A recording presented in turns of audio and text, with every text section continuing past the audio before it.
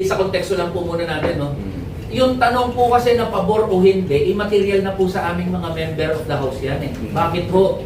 The Vice President has already been impeached. Ibig sabihin po na-impeach na sa ng House ng 19th Congress.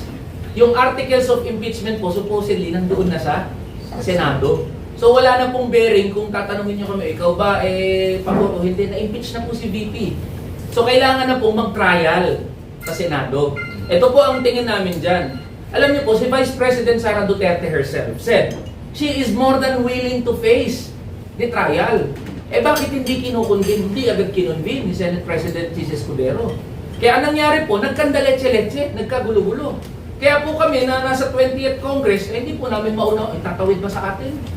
Tatawid ba sa atin yung impeachment o hindi? Kasi na-impeach na nung 19th Congress eh.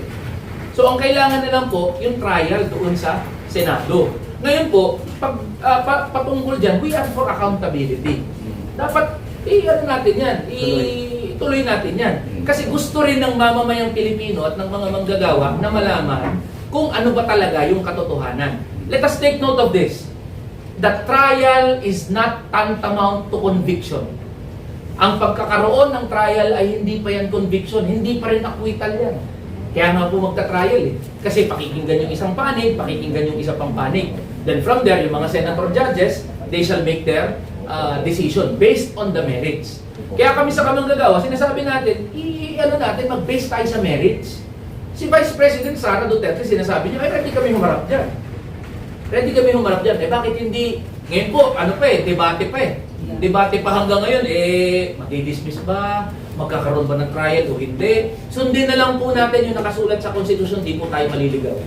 At pagdating po dyan, tanggalin muna natin yung politically charged na pagtingin natin dun sa bakit. Sunod lang muna tayo sa kung ano nakasulat sa batas, sa konstitusyon. Sundan lang muna natin yun.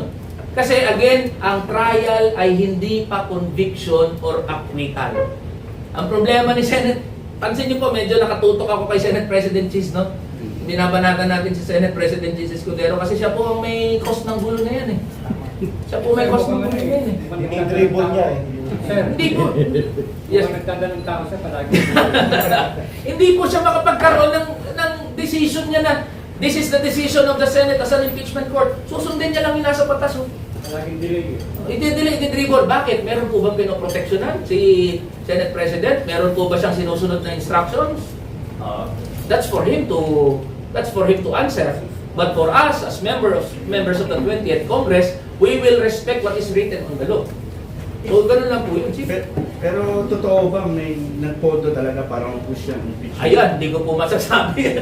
Kasi bago lang po ako sa 20th Congress. Pero may mga naririnig tayo na meron din tayo naririnig na wala. Pero I cannot answer for the 19th Congress.